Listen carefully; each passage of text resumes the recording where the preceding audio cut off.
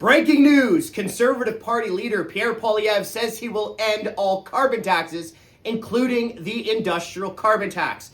Poilievre just said that he would repeal the carbon tax legislation and oppose the industrial carbon tax, the sneaky hidden carbon tax on businesses, which means you pay higher prices and there are fewer Canadian jobs, right? A carbon tax is a carbon tax is a carbon tax, and it makes your life more expensive, and it means less jobs for Canadians, right? Think about it.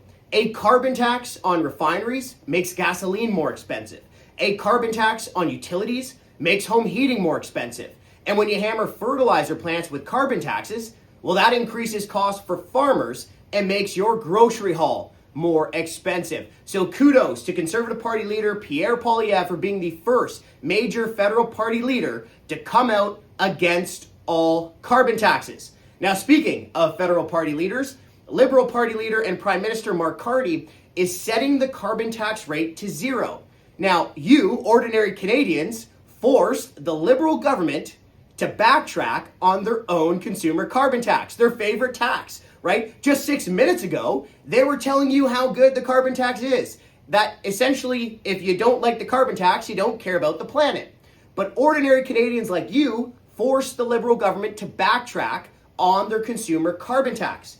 But folks, the fight is not over. The carbon tax law is still on the books.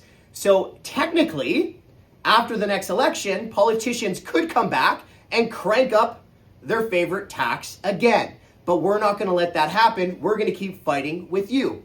And here's another part of Carney's carbon tax plan.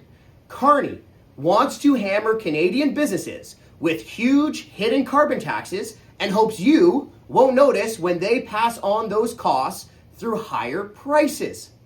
But here's the bad news for Carney.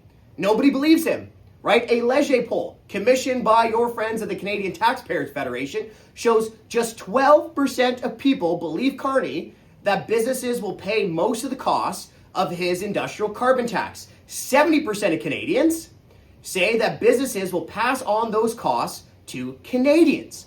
And of course, that's how it works. You hammer businesses with carbon tax, well, that means higher prices and fewer jobs.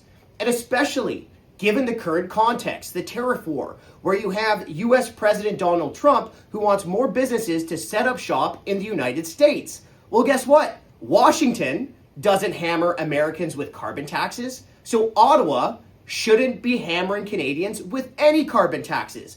An industrial carbon tax here in Canada would help Trump attract more businesses. A carbon tax, industrial carbon tax here in Canada, would mean fewer jobs in Canada, higher prices, and less production. Okay? So the hidden carbon tax on business is a carbon tax, is a carbon tax, is a carbon tax, and we're going to keep fighting it.